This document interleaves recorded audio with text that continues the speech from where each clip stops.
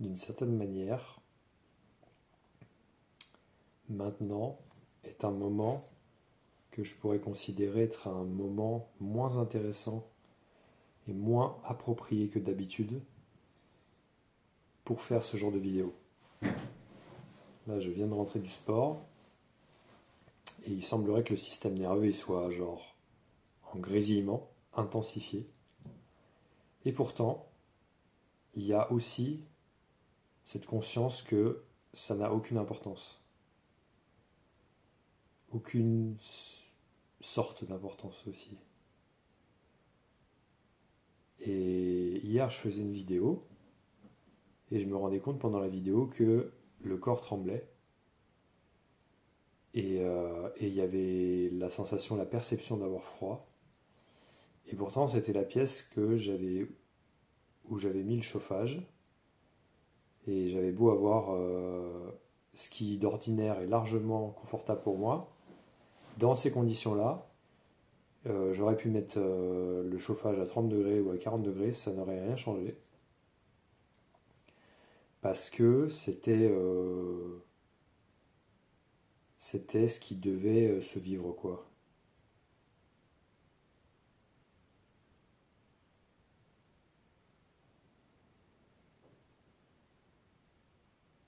Et en fait, c'est la deuxième slash troisième, l'un et l'autre en même temps, deuxième et troisième vidéo que je fais. Et en fait, c'est déjà très différent d'hier. Et il y a la présence, la conscience, le questionnement,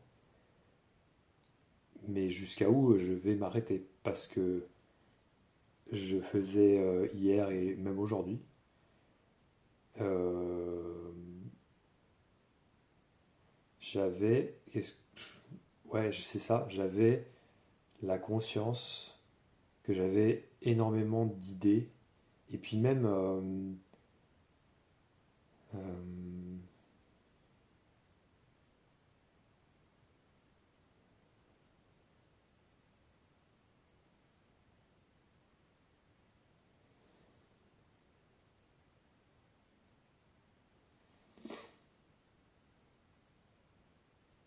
j'ai pensé à ça tout à l'heure, j'ai pensé que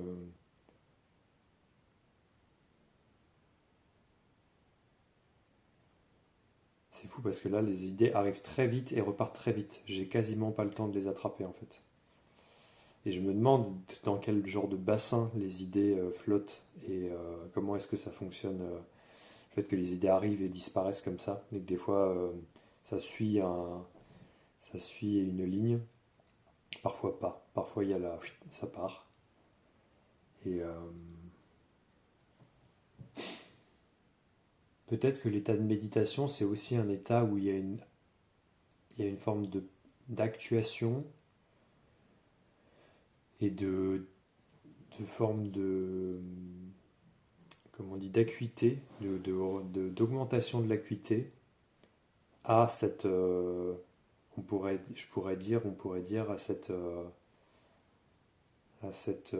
présence, notamment pour la perception d'idées et tout ce qui s'ensuit par rapport au langage, de, euh, de du coup attraper les idées. Je pense que l'état de méditation,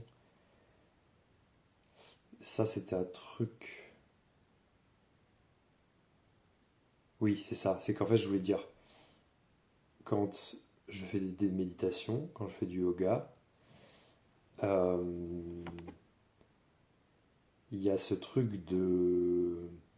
d'un espace de présence et de partage du temps qui fait que je me sens entouré, je me sens lové, je me sens en présence de quelque chose qui est en train de se passer. Et pour une raison très mystérieuse, ça fait beaucoup de bien en fait. Et, euh, et en fait, j'ai conscience que ce que je fais là, je suis en train de créer un moment comme ça, de suspension, de présence et en même temps de suspension, mais qui n'arrête rien. Je pense que peut-être que ce que Bergson appelait la durée, c'est ça. C'est ce truc de le sentiment qu'il y a quelque chose qui se déroule et qui est très vivant, qui fait qu'on se sent vivant.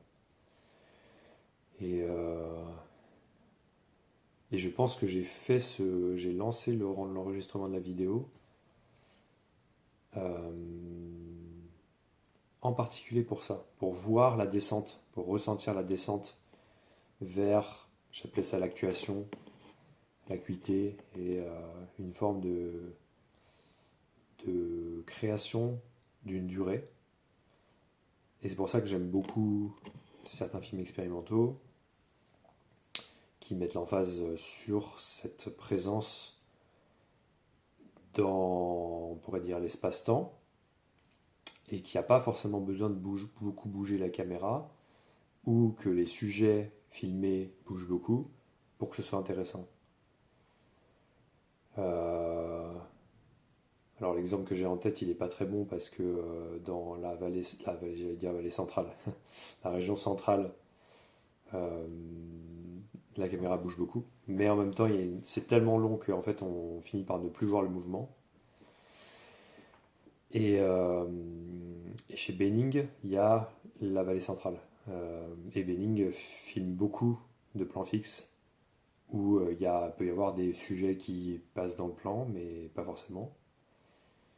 Et ça crée quelque chose de très... Enfin, moi, j'y suis très réceptif. Et je pense que ça, c'est intéressant, c'est-à-dire que dernièrement, j'ai vécu une séparation. Et en fait, il y a une question qui m'est beaucoup revenue, c'est comment ça se fait que en fait tout soit un et en même temps qu'on puisse pas toujours dire les mots qu'il faut pour réparer des choses ou pour rattraper des choses ou pour retourner en arrière, on pourrait dire, et retrouver parfois ce que dans mon esprit j'appelais un amour perdu en fait. Et je pense que c'est en lien avec le fait que justement on perd pas l'amour, mais ça m'a posé beaucoup de questions sur comment ça se fait que en fait il y a la croyance qu'il y a comme deux types de personnes quoi, les personnes qui entendent et les personnes qui n'entendent pas. Et je pense que c'est parce que ça fait partie de l'expérience de la vie et que là aussi c'est quelque chose qui se manifeste aussi dans cette conscience psychologique au travers des expériences de la vie. C'est-à-dire que c'est pas prévu et en fait je me rends compte que ça a complètement sa place et que en fait pourquoi pas les gens qui partent et les gens qui entre guillemets n'entendent pas parce que c'est une prétention de la tête de l'ego de dire qu'ils n'auraient pas entendu une vérité quelconque sur quoi que ce soit et qu'en fait la vérité c'est juste que ça m'a fait souffrir et ça m'a fait de la peine en fait d'avoir ce sentiment de perte de l'amour et, euh, et c'est tout en fait ça m'a ramené à moi me demander mais du coup qu'est-ce qui se passait au lieu d'essayer de changer l'autre toujours pareil au lieu d'essayer de changer l'autre d'essayer de bah, en fait me regarder moi c'est pas tellement me changer dans un vouloir mais de fait je vais changer par cette actuation là aussi je sais pas exactement ce que ça veut dire mais j'aime bien l'employer j'aime bien ce mot actuation ou actualisation de ce que je ressens et de ce que je conscientise de ressentir et de ce que je crois vivre. C'est ça qui est intéressant, il y a vraiment dans la mystique indienne, et même, j'ai envie de dire sanskrit parce qu'elle n'est pas forcément déique, c'est pas quelque chose qui est forcément lié à une religion ou à des divinités, quoique le symbolisme divin est tout à fait, enfin, tellement intéressant. Mais c'est plus, quand je dis mystique, c'est plutôt euh, sans forme de représentation divine, on va dire, comme ça que je le vois. Mais dans les écrits mystiques indiens et sanscrits, il y a beaucoup cette idée des voiles. Et je crois que Aletheia, c'est le dévoilement. Euh, ça doit être en grec, je pense. À l'étéia, le dévoilement de, je sais pas si c'est la vérité, mais c'est ça quoi. C'est fou parce que je pense à un truc, c'est qu'en fait tout à l'heure j'ai écouté donc ce gars, donc il faudra que je mette en description de vidéo et tout parce que c'est une grosse source d'inspiration en ce moment. Dès que je l'écoute en fait, j'ai envie de faire une vidéo.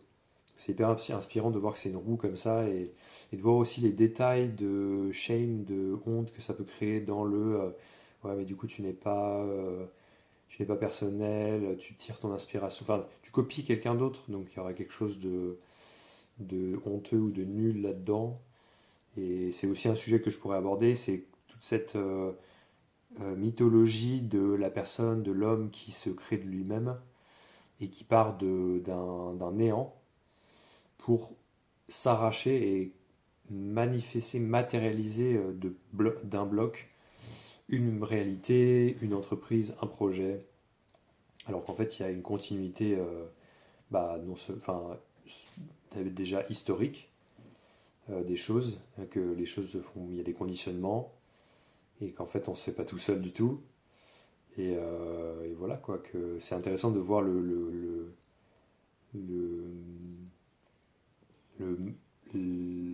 la mascarade que c'est que de croire que en fait là aussi on est l'auteur de ce qu'on fait, de ce qu'on est, de ce qu'on dit et sans partir forcément au-delà du temps, déjà dans le temps à partir du moment où on peut déterminer qu'il y a un début du temps, donc a priori le Big Bang, en fait il y a eu une inertie des choses, il y a eu ouais, des conditionnements et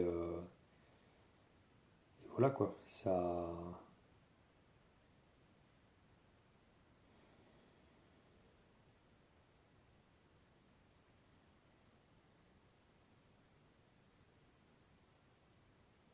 Et donc, le fait que j'ai écouté quelqu'un qui partage quelque chose, que ça m'inspire à parler, c'est fou parce que je sens là que en arrière, c'est pas encore dans ma tête et je peux pas encore en parler, mais je sais que j'ai un peu le truc sur le bout de la langue.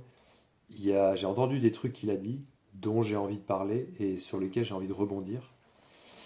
Et en fait pour l'instant, c'est pas là. Mais c'est là en même temps. C'est-à-dire que je ne peux pas en parler, mais je sais que c'est là et en fait ça nourrit aussi tout ce qui est là et encore une fois cette présence et cette conscience à moi. Et je pense que la créativité, là aussi, comme quand en fait on comprend pas un truc, il y a un problème qu'on n'arrive pas à résoudre et qu'en fait on n'arrive pas en allant comme ça, en fait souvent relâcher la prise, aller se coucher.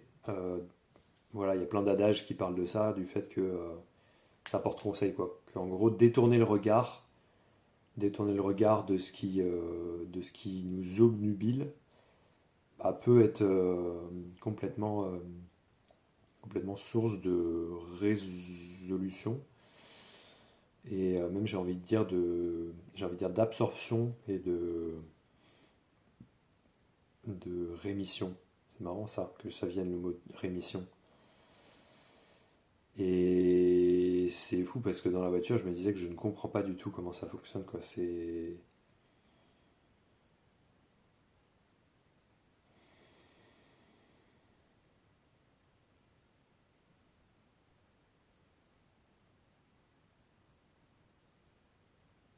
A priori, je pourrais dire que c'est un moment où je suis un peu mal.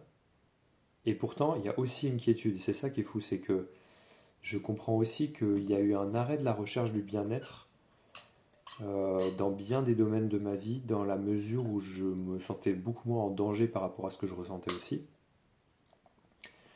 Et qu'en fait, il peut exister le fait de savoir qu'on existe, c'est-à-dire qu'on peut savoir qu'on existe, ne pas en avoir la preuve matérielle forcément, si ce n'est parce qu'on en a l'idée, qu'on se le dit, c'est-à-dire que je le dis, donc c'est vrai déjà en fait, que je suis.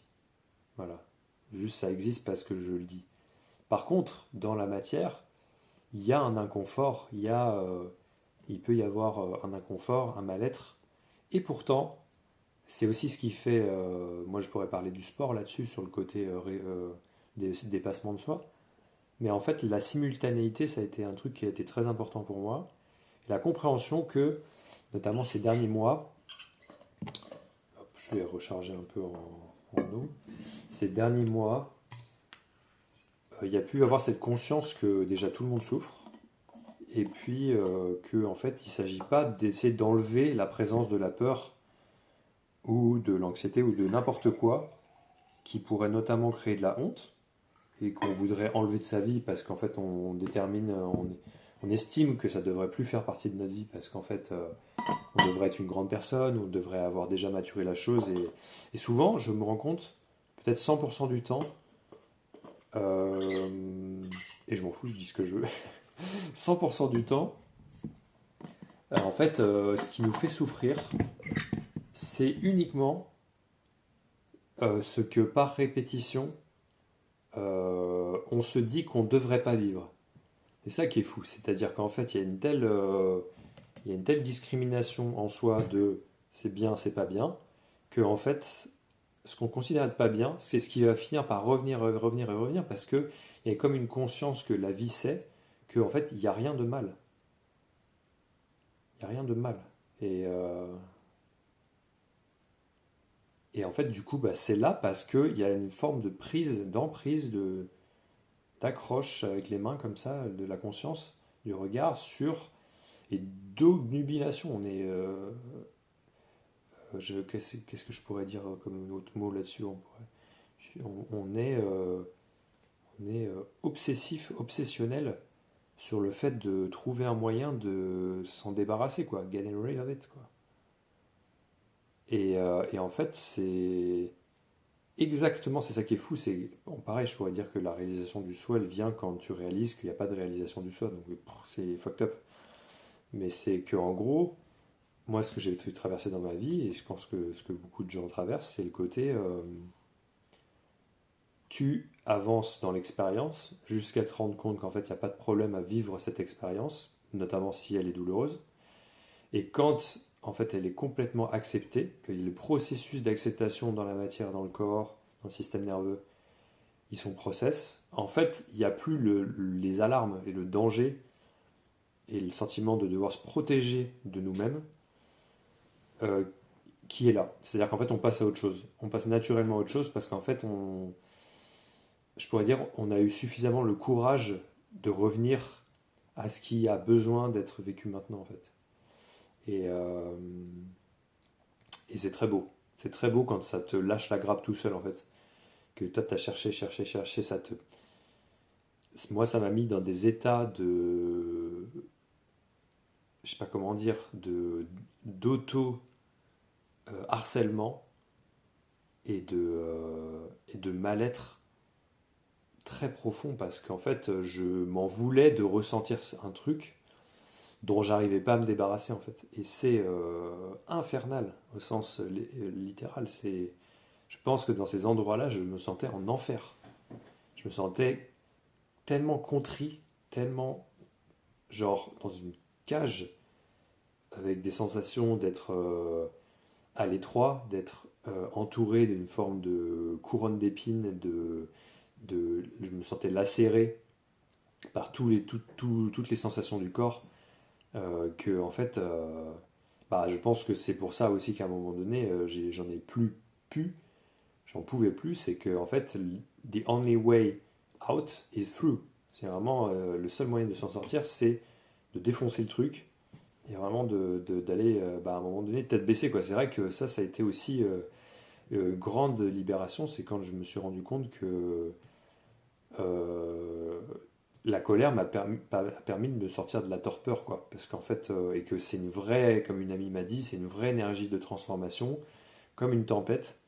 Et c'est magnifique, moi j'adore quand il y a de l'orage dehors, quand j'entends la pluie sur les fenêtres. Ça aussi, toute l'esthétique lofi et les vidéos d'ambiance, de son, de la nature. C'est des choses qui font beaucoup de bien. Il y a une forme de présence quand notamment j'en ai marre d'entendre des paroles et qu'en fait il y a une forme de collage que mon système nerveux n'en peut plus d'entendre des gens parler. En fait, ça fait beaucoup de bien bah, soit d'écouter de la musique, j'écoute énormément de musique, d'entendre ce genre de choses Et là aussi, c'est assez, je trouve assez mystérieux que.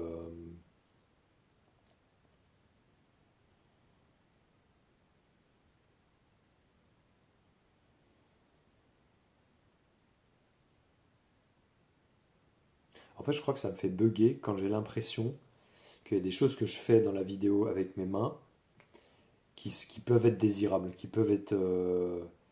Que je peux, en fait, que je peux être aimé. C'est ça qui me fait bugger. Et là, je pense que je n'aurais pas pu le dire si j'avais été en face d'un humain parce que je pense que j'aurais eu trop honte en fait. C'est assez dingue.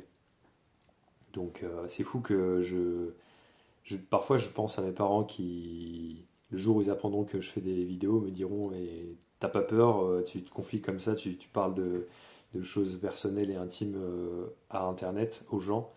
Et en fait, bah, je me pose pas la question, je me sens très confortable et très chez moi dans cette forme de partage et là aussi se reconnaîtra qui voudra et moi-même je fais l'expérience d'une forme de mise à mal, de mise à nu de la sécurité en moi vis-à-vis de ça, vis-à-vis de ce que je crois posséder être, c'est-à-dire vraiment de croire avoir une personnalité, avoir un moi avec une histoire qu'il faut défendre, des secrets, des choses qu'il ne faut pas montrer, une forme de pudeur.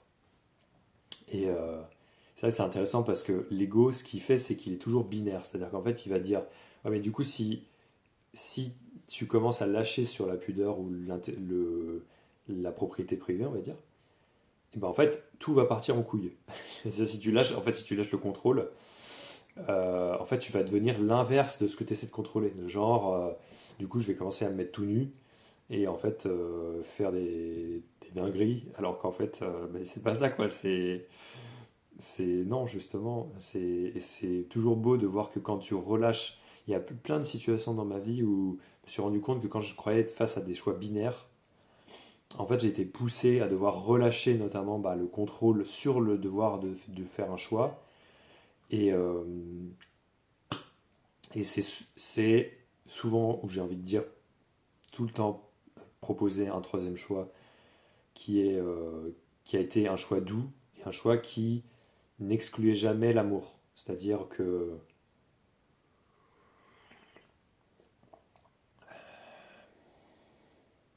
c'est fou parce que j'ai vraiment l'impression d'avoir aucun contrôle sur quand est-ce que j'arrête de parler, quand est-ce que je reprends de parler. C'est fou, ça sort tout seul. Quoi. Mais oui, je pourrais prendre l'exemple de la musculation en salle par exemple, ou je pourrais prendre l'exemple de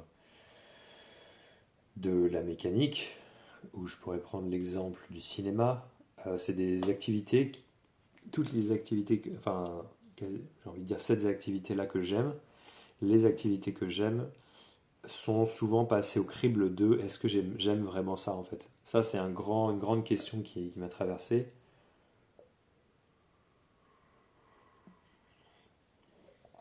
Et en fait, j'avais très peur que de devoir être lucide sur une activité que je puisse faire euh, me, me prive et me fasse mourir. C'est-à-dire qu'une partie de moi allait devoir mourir pour, euh, pour pouvoir avancer et, euh, et du coup, bah, notamment savoir ce qu'il allait en advenir, parce que souvent j'étais perdu par rapport à ça, de est-ce que je dois continuer une activité ou arrêter, est-ce que je dois continuer de voir une personne ou pas. C'est des questions qui m'ont fait pas mal douter. Et notamment, bah, je pourrais revenir à ce sujet de la séparation.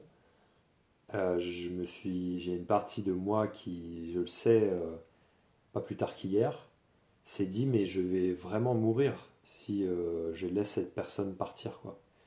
Je peux pas quoi. Ce qui a été du coup, enfin ce qui je sais m'a mis dans des situations où j'étais pas forcément respectueux, où ouais, je pense que je pouvais être dans le harcèlement parce que je tenais à, à accrocher cette personne-là en pensant que c'était la source d'amour en fait. Et, Et en fait, bah, le fait de le traverser me fait voir que bah, la responsabilité, le courage et le fait de se regarder te font traverser ça, ce sentiment on en revient aux sensations, au ressenti désagréable, et voir qu'en fait, bah là, pour prendre cet exemple-là qui est concret et clair, c'est que du coup, je n'ai pas besoin de cette personne-là pour ressentir de l'amour. Et derrière, pour être comblé, parce que quand je dis amour, c'est aussi euh, c'est quoi plérome, quoi. En grec, le pléroma, donc la complétude ou le fait de ressentir la plénitude, le fait que c'est abondance. C'est cool, je suis content d'avoir trouvé les mots parce que souvent ces mots-là, j'arrive pas forcément à les trouver, à les manifester. C'est cool, mais du coup, c'est ça qui libère du coup dans une relation, qui permet de laisser partir l'autre, de faire un deuil et pourtant de chérir les souvenirs qu'on a de la personne sans brutaliser la personne, notamment bah, dans un moment où il n'y a plus l'envie de partager des moments à plusieurs et ni de se parler, quoi. Et du coup voilà. Donc il y a ce truc de, oui, le troisième choix qui fait qui est un choix qui s'impose de lui-même, en fait, il n'y a pas besoin de brutaliser soit l'un soit l'autre des choix, soit l'un soit l'autre de personnes, pour pouvoir trouver, devoir décider quelque chose. Et je pense que ça aide beaucoup dans les relations, quoi, de se laisser le temps, de là aussi se poser des questions moi, je vois que les phases dans ma vie où je me suis dit qu'il fallait que je décide parce que je me sentais en insécurité, j'avais peur, c'est souvent des choix que, bah, pas forcément j'ai regretté, mais des choix qui ont été brutaux, des choix qui ont été difficiles, qui ont eu des conséquences euh, dont je sais que j'aurais pu me passer. Bon, aujourd'hui, ce qui est, hein, je sais que.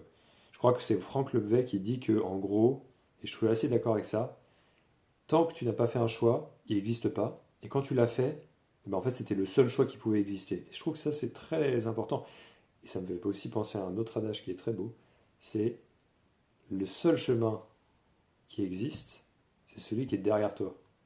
Je trouve ça magnifique. Je trouve que c'est une autre façon de le dire. En gros, ta vie est constamment une page blanche. Et en fait, c'est pas tellement qu'il y a un conditionnement et un déterminisme qui est précis qui fait que justement, parce que moi je vois plutôt le truc en mode t'es une page blanche et en fait simplement quand des choix se sont faits, en fait ça pouvait pas être d'autres choix qui se sont faits quoi. Du coup moi je vois le passé quand je dis le chemin derrière soi comme étant quelque chose qui ne peut que être pardonné dans un sens de reconnaissance qu'il ne pouvait se passer que ça quoi. Et et je trouve ça beau, quoi, de voir que quand on tient, notamment, qu'on essaie d'attripper quelque chose et qu'on essaie de contrôler, qu'on essaie de. Même pour des raisons. Pour faire le bien ou je sais pas quoi, bah en fait,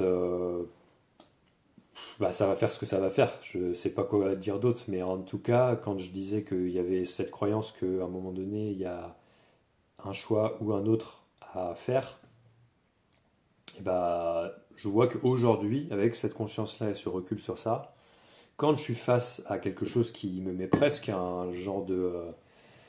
Me sens presque en otage. Je me sens presque en otage de moi-même ou de la vie. Et bah en fait, je réfléchis, je respire, je souffle un coup, et en fait je me dis, en fait en soi, rien ne m'oblige à décider maintenant. Et si des gens te disent qu'en fait il faut décider maintenant, notamment si ça te met la pression ou si ça te fait peur, bah sache que c'est faux. Qu'en gros, tu as le droit de ne pas décider et de rester en silence parce que la vraie chose qui est pleine et complète et, euh, et qui est un refuge, c'est le silence. Et le silence, bah, du coup, là, je pourrais revenir sur les relations. Souvent, quand il y a quelque chose qui ne va pas, bah, en fait, la distance et le silence permettent de solver quasiment entièrement les choses. Notamment bah, dans ce truc de, en fait, on doit faire chemin séparé. Et en fait c'est bien, c'est comme ça. Et ouais. En fait, c'est bien pour soi-même, tu vois. Il y a vraiment ce truc de. Ça économise, en fait. Ça économise de la parole, de l'énergie. Et je pensais pas du tout que j'allais parler de ça. Mais ça économise. Et je ressens à l'intérieur de moi, vis-à-vis des gens que je vois plus, ou des gens avec qui j'ai pu me fâcher, ou quoi, que, en fait, déjà, je les porte toujours dans mon cœur. Ils sont toujours là. En fait, se séparer n'est jamais une mort, en fait. Il y a vraiment cette réalisation, re-réalisation tout le temps que si j'ai peur de perdre des gens, c'est parce que j'ai peur qu'à l'intérieur de moi ça meure ou que je ressens là, il y a une forme de peur de la disparition absolue dans un trou noir, hein. Quelque chose qui, je pense, est aussi lié à l'imaginaire de l'enfer de la Bible. Euh, une forme de mort en tant que la disparition et en tant que euh, ouais, j'allais dire absolution, mais c'est pas tellement. Enfin, une forme d'absolution, mais peut-être pas dans le sens de l'absolution des péchés.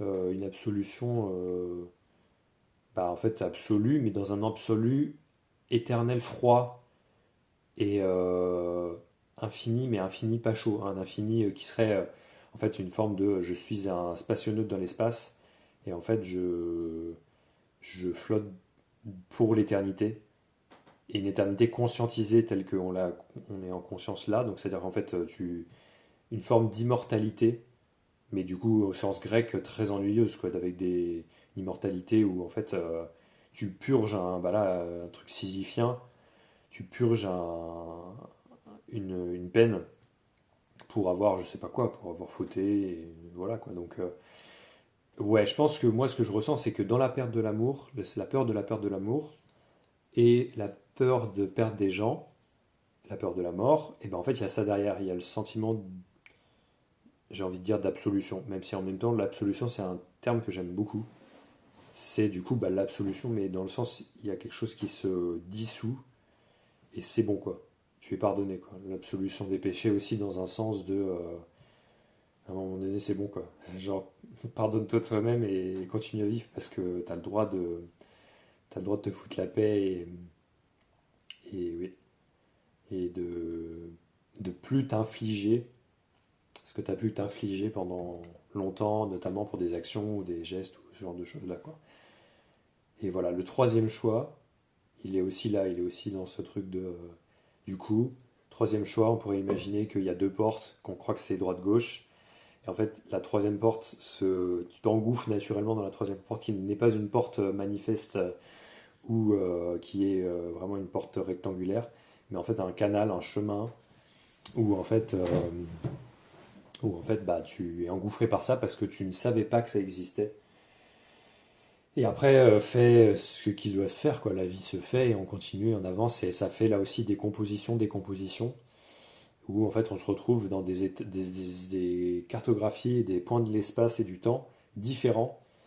Et donc du coup, en fait, une fois que c'est décomposé en même temps que toi tu te composais dans une autre dimensionnalité ou ligne de fuite, on pourrait dire, et en fait, il y a plein de fardeaux qui se larguent, quoi. Il y a plein de fardeaux qui... Ouais, j'y pensais souvent pendant une phase que j'appelais une dépression, quoi, où en fait je me disais, mais j'avais l'impression qu'il y a vraiment des trucs que je me reprochais qui ne partiraient jamais, quoi. Et, et en fait, je me suis rendu compte à quel point, déjà, il y avait que moi qui m'en voulais à moi-même pour ça, et, euh, et qu'en fait, il y a vraiment des trucs qui partent, quoi. Et là, c'est là que je me dis, il y a vraiment des miracles, parce que j'ai changé de position, parce que je sens que mon corps est un peu rigide. On va se mettre en full squat dans le siège. Et j'ai toujours aimé me mettre dans cette position-là, notamment quand j'étais plus jeune, au bureau et tout. Et ça me met dans une position de sécurité. En fait, mon ventre, il est un peu calé, mon dos aussi. Je pense qu'il se passe des trucs avec mes jambes et mes pieds. Je pourrais parler aussi vachement de la médecine traditionnelle chinoise et de l'énergie, des méridiens, de à quel point, en en fait, effectivement, on est des êtres vivants qui ont tendance à nous mettre beaucoup dans la tête. On monte dans la tête et en fait, on oublie de redescendre, notamment dans le bas du corps et dans les pieds. Et j'ai des routines en ce moment où je peux, par exemple, me frotter les pieds simplement, parce que je sens qu'il y a de l'énergie, ou me tapoter les pieds avec je me tapote les talons ou la plante des pieds. Je me frotte ou je me masse l'intérieur des orteils, les orteils, les... Je sais pas si on appelle ça des métatarses, mais en gros les tendons qui sont dans le pied. Je crois que les métatarses, ça doit être dans la main. Non, il y en a un, c'est métacarpe. Je crois que le métacarpe, c'est là. Et le métatarse, ça doit être effectivement dans le pied. Et c'est fou parce que des fois, je pense et je n'arrive pas à reconvoquer notamment ces éléments de pensée, de connaissance, tels que l'anatomie humaine qui m'intéresse beaucoup. Et là, je regarde du coup ça là-haut, donc c'est intéressant. Et en fait, encore une fois, le fait de faire une vidéo, j'ai l'impression que ça me centre de fou, quoi. Et doit se dire ce qu'il doit se dire. Et en fait, ça compose, et je trouve que c'est une forme d'alchimie qui est hyper belle, et qui est carrément artistique, en fait. J'ai envie de le dire. Voilà.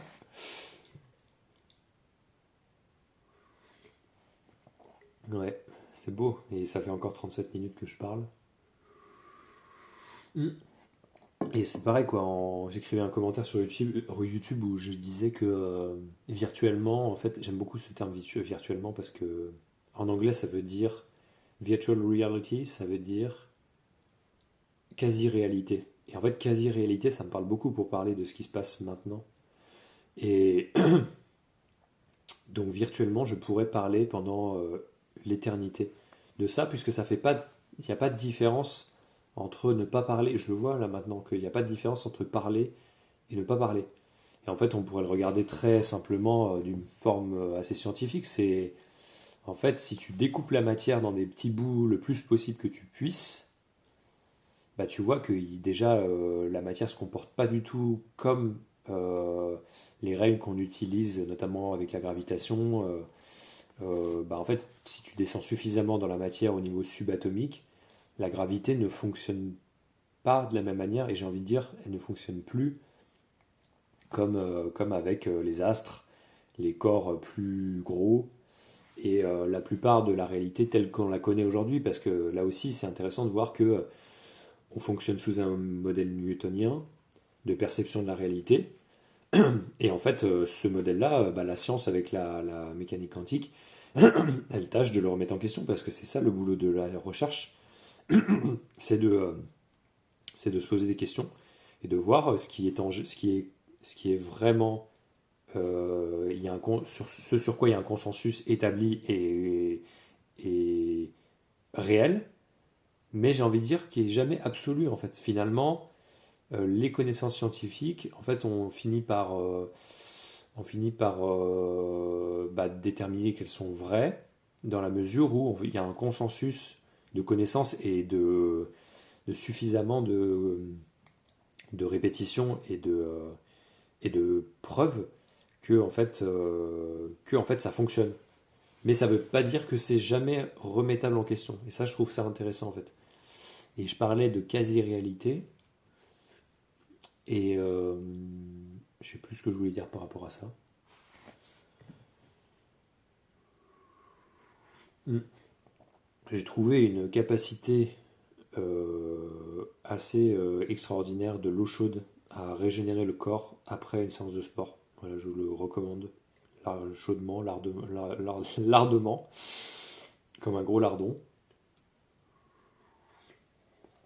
Et ça fait énormément de bien à toutes les énergies, à la gorge, justement quand je peux avoir des formes de fuite d'énergie, des angoisses, des tremblements.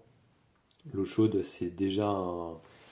Bon, ça vient faire un... Ça réchauffe, et donc du coup, je pense que c'est trop speed dans la tête notamment, c'est le genre de choses qui littéralement bah, fait descendre de l'énergie parce que tu descends de l'eau chaude. Et là aussi, ça peut être intéressant parce qu'on sait que l'eau chaude, bah, enfin, la chaleur, c'est des frottements de molécules. Et donc l'eau chaude comporte plus d'énergie que l'eau froide. Et donc quand tu amènes de l'eau chaude, je pourrais dire que mon corps en a plus conscience que quand je bois de l'eau froide. Et où je sais que quand je bois de l'eau froide, c'est mécanique, c'est comme ça, mais c'est moins conscientisé. D'autant plus avec une infusion où il y a un goût. Donc voilà. Ceci étant, il y a aussi un goût dans l'eau froide. Donc là aussi, ça, j'ai envie de dire, et pour reprendre ce que j'avais déjà dit dans l'autre vidéo, mais je le reprendrai beaucoup parce que ça me tient à cœur, c'est que en fait tout ce que je dis est réversible. Euh, je sais pas si tout ce que je dis a une contraposée. En fait, j'ai oublié en maths ce que ça voulait dire la contraposée par rapport à la. Il y a deux, ouais, je sais plus même plus le nom. La réciproque. La réciproque. Donc je vais regarder ça sur internet, ce que ça veut dire. Est-ce que la pensée, et ce serait intéressant que j'en parle, est-ce que c'est plutôt quand j'ai une pensée inverse, mais c'est pas justement c'est pas inverse, c'est pas une pensée inverse, mais c'est une pensée en miroir qui râle. C'est une pensée qui râle, qui miroir qui vient proposer la complétude, ce qui complète. Je pourrais même penser à genre quand j'y pense, quand je dis une phrase, que je vois les mots dans ma tête ou j'imagine une phrase dans ma tête, en fait vraiment ce que bon, j'ai envie de dire la contraposée là maintenant, vient compléter en. Si la phrase elle vient comme ça, la contraposée elle vient en miroir, donc par-dessus, comme ça en fait. C'est-à-dire que ça vient compléter les blancs. Et en fait, pour faire une parfaite union en fait, et en fait dire la totalité. Et j'ai envie de dire que la totalité, du coup, c'est ça, c'est du coup la conscience que on peut dire virtuellement tout et son contraire en fait. Ça dépend. Là, on pourrait dire ça dépend d'où on parle, parce qu'il y a des choses que j'ai pas envie de dire, ça c'est évident. Mais il n'y a pas besoin, parce que là aussi c'est un truc de l'ego qui se dit mais alors du coup on dit n'importe quoi, on dit tout. En fait non, parce que dans la joie et dans l'harmonie et dans la conscience de soi, c'est là que je me dis il y a le comment le dire, être n'est pas moral quoi. Il y a vraiment un truc. C'est là que je pense qu'il peut y avoir vraiment un piège à vouloir avoir une vie bonne si elle est opposée à une vie mauvaise. C'est-à-dire qu'en fait, si on essaie d'enlever en nous des mauvaises choses, si on considère qu'on a une partie qui est mauvaise en nous, en fait, elle va advenir. Et en fait, on va devenir cette personne. Et je sais pas, j'ai pas de preuves pour dire ça. Mais en tout cas, les choses dont j'ai pu avoir peur, elles se sont souvent manifestées pour reconnaître que j'avais pas besoin d'avoir peur de ça. Et donc, je parlais de chiralité, je parlais de contraposer. Simplement, même je pense que quand on affirme des choses et qu'en fait on n'est pas vraiment sûr de ce qu'on affirme, et ben en fait, souvent on le sait. Souvent on le sait. C'est pour ça que il y a une grande. Au début, ça demande un peu de courage, mais il y a une grande complétude et reconnaissance dans le fait de le dire. De dire un truc et de dire ah, en vrai, je pense aussi l'inverse. Et du coup, de voir, ah, il y a une tension à l'intérieur, qu'est-ce que ça fait? Et après, c'est juste ça, c'est juste dans le corps, c'est ça. Et on peut aussi revenir au silence. Et en fait, pour reprendre, pour parler du sujet du débat de manière générale, moi, quand j'ai des discussions un peu enflammées ou des débats compliqués avec ma famille, mes parents, je sais que, je sais pas si vraiment vous regarderez ça un jour, mais je sais que ce qui fait beaucoup de bien, c'est de respirer. C'est de respirer et en fait laisser les autres parler. D'avoir un temps pour parler de ce qu'on a envie de parler, mais aussi de laisser les gens parler parce que d'une part, il y a souvent aussi des envies d'interrelation, d'inter-rebondissement et de choses qui font penser à d'autres choses. Mais souvent, quand ça va chauffer un peu fort et que moi, par exemple, j'ai pas envie d'aller sur un terrain plus violent ou plus intense, ou que en fait, on a quitté quelque chose qui était une forme d'échange qui me semblait harmonieux ou paisible, et qu'en fait, je suis plus d'accord, je suis plus dans le consentement pour aller plus loin. En fait, la solution, c'est le silence. Pourquoi je dis ça? Parce que souvent, je me suis rendu compte que quand j'étais face à des personnes qui voulait affirmer un truc, mais il y avait quelque chose, la personne en face tenait à... Et c'est beau, c'est légitime aussi de... La personne tient en face à dire quelque chose et à l'affirmer.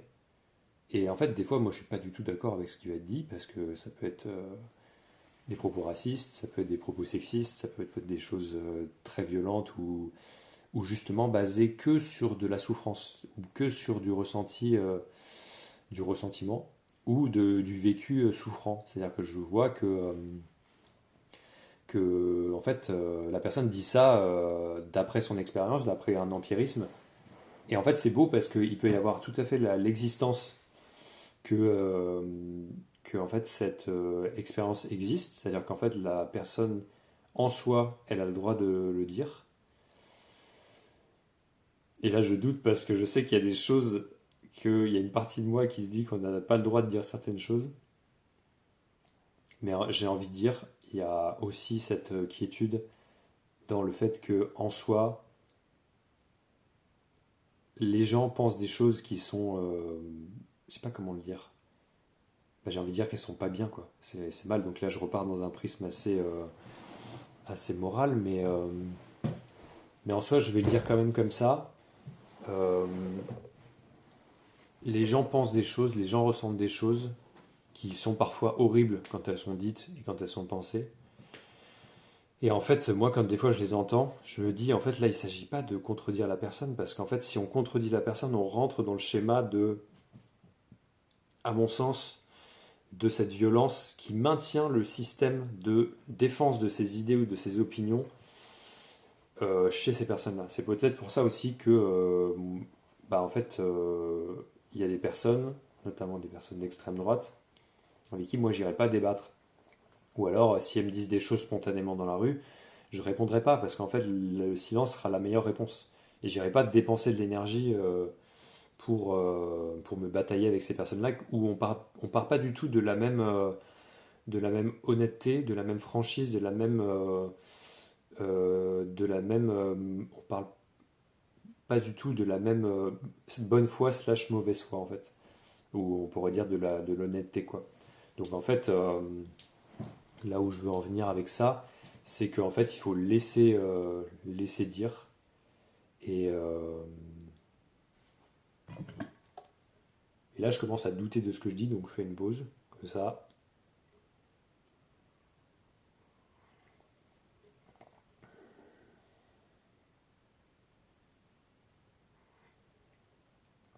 Et c'est bien aussi, je pense que ça fait partie du truc quoi.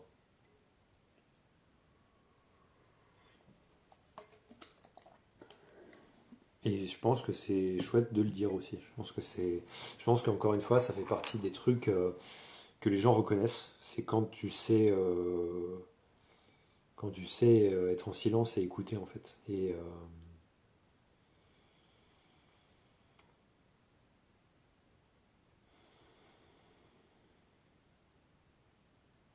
je pense qu'il y a une intensité parce que le fait d'avoir reparlé du débat ou de l'échange qui est un peu échaudé, un peu brûlant, m'a remis dans une forme d'émotion et d'énervement. Je pense que je ressens une forme d'énervement dans le corps.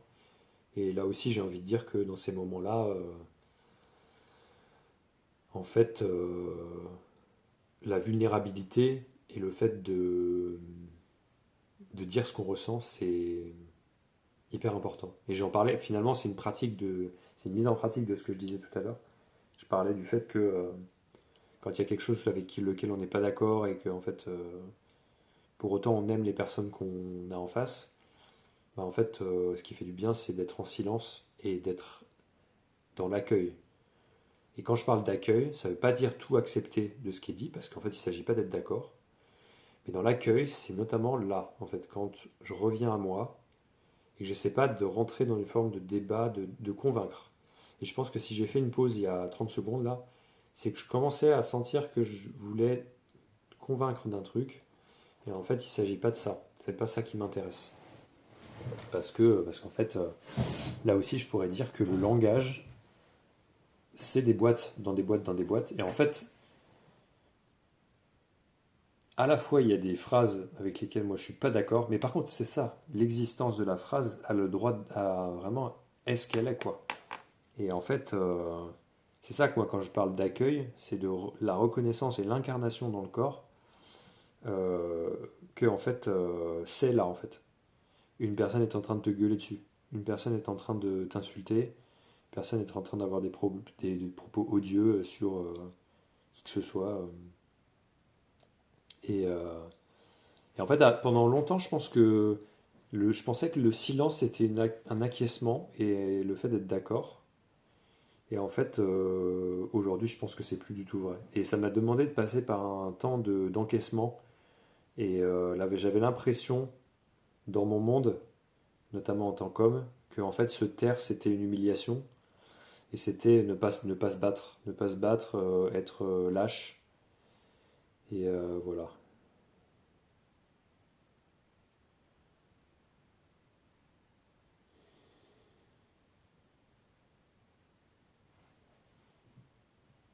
Je dirais pas que c'est une forme de slow down, là, tu vois, mais il y a un truc en moi qui se dit, prends ton temps.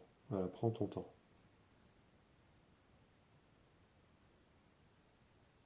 Parce que ça m'a remis littéralement dans l'état dans lequel je suis quand je débat avec mes parents. Et c'est intense. Et maintenant, je sais en fait, quand c'est là, et qu'en même temps, c'est pas réel. C'est-à-dire que c'est pas vrai. L'état à l'intérieur de notamment d'agitation et de mal-être. Là, il y a une forme de crispation dans la tête. Et donc, du coup, c'est dans ces moments-là qu'il n'y a pas grand-chose à en dire. Et juste pratiquer être. Voilà. Ce qui fait que du coup, j'ai l'impression que j'en souris, alors qu'à l'intérieur de moi, il y a aussi une contraction et une forme de lutte et de difficulté. Parce que je pense que c'est des endroits où, avec mes parents, en fait, on n'a pas beaucoup pratiqué ce truc de je t'aime, je te reconnais, t'as le droit d'être qui tu es maintenant, t'as le droit de dire ce que tu veux. Et en fait, à la fin du repas, ça change rien en fait. Et je pense que ouais, c'est ce qui s'incarne, c'est ce côté.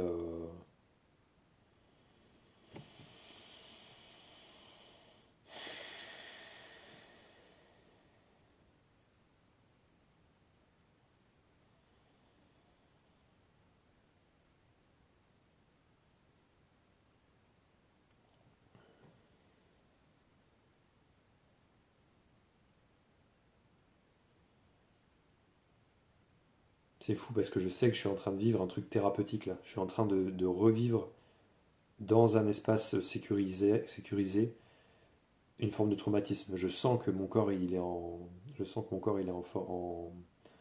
vigilance là.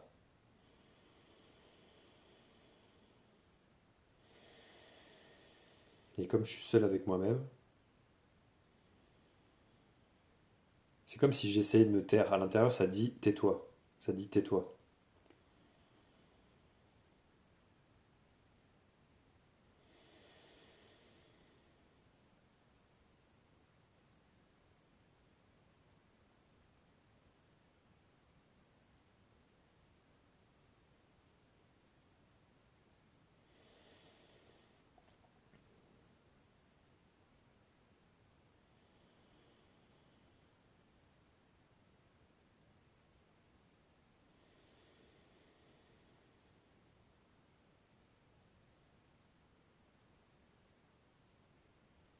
Et j'ai envie de dire, qui pourrait me dire que ce que j'ai à dire maintenant serait moins valide et moins accompli que n'importe quelle autre parole et contenu. Qui pourrait me dire ça, quoi? Je vois que là, que c'est évident qu'il n'y a pas il n'y a pas de légitimité moindre. C'est fou, quoi, je le sens.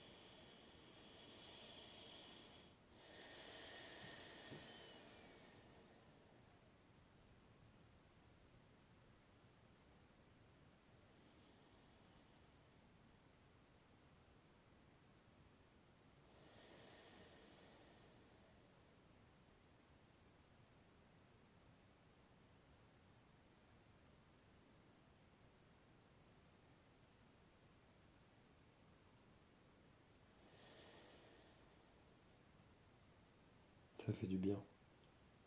Ça fait du bien.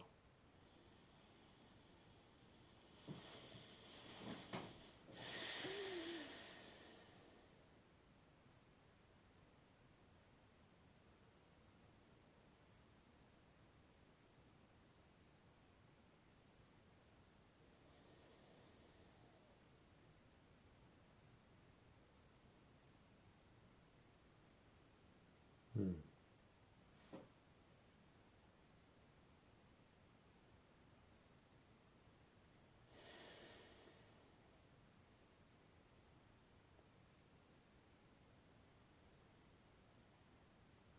Bah, je pense que je vais m'arrêter là.